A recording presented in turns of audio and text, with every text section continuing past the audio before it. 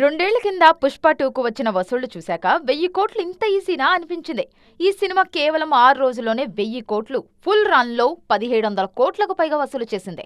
దీనికి ముందు Baahubali 2, KGF 2, triple R, జవాన్, పఠాన్, కల్కి సినిమాలు మాత్రమే 1000 కోట్లు దాటాయి.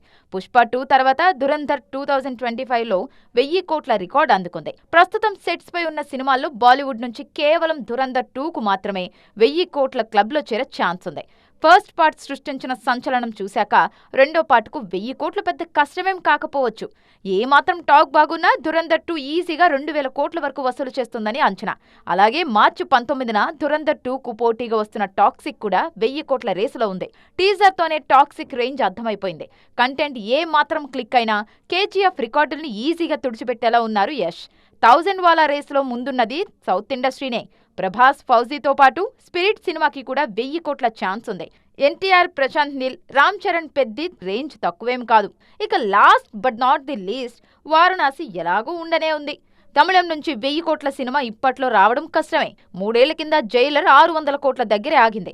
పార్ట్ 2 హిట్ అయితే 1000 కోట్లు కష్టమేం కాకపోవచ్చు.